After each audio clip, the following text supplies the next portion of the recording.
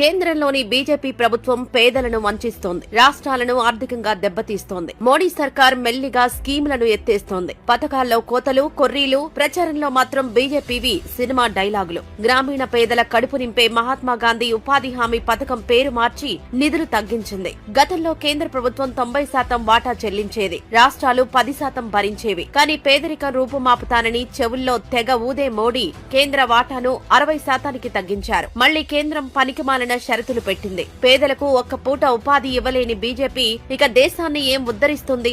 ఏమీ ఉండదు. జాతీయ ఆరోగ్య మిషన్ లోనూ అంతే. శవాల మీద పేలాలేరుకునేలా కేంద్రం వ్యవహరిస్తోంది. మొదట్లో ఈ పథకంలో కేంద్రం రాష్ట్రాల నిధుల వాటా 75:25% ఉండేది. దీంట్లోనూ 60% తగ్గించుకుంది కేంద్రం. ఆ నిధులైనా సరిగ్గా ఇస్తుందా అంటే అది లేదు. ఇప్పటి వరకు 985.34 కోట్లు విడుదల చేయాలి. కేవలం 176.05 కోట్లు మాత్రమే విడుదలయ్యాయి.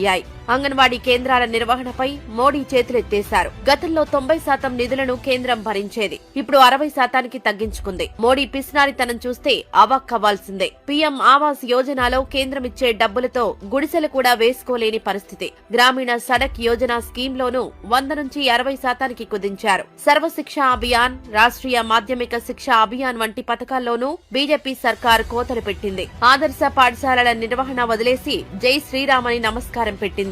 మధ్యాహ్న భోజనం నిధులను 60% తగ్గించుకుంది. పీఎం ఫసల్ బీమా యోజనలో ఒకప్పుడు కేంద్రం వాటా 50%, ఇప్పుడు కేవలం 25% ఇస్తామని ప్రకటించింది. కానీ పేరు, ఫోటో మాత్రం మోడీదే ఉండాలట. ఇవే కాదు, వెనుకబడిన జిల్లాల అభివృద్ధికి నిధులను ఎత్తేశారు. National e governance plan, police ఆధునికీకరణ, ఫుడ్ ప్రాసెసింగ్ కమిషన్ లాంటి కేంద్ర ప్రాయోజిత పథకాలకు రామ్ చెప్పారు ప్రధాని మోడీ. పన్నులు పిండుకోవాలి, పనులు పక్కన పెట్టాలి, పేదరికం పేరుతో ఓట్లడగాలి, అదానీ అంబానీల సేవల్లో తరించాలి. ఇదే మోడీ, అమిత్ షాల అభివృద్ధి మంత్రం.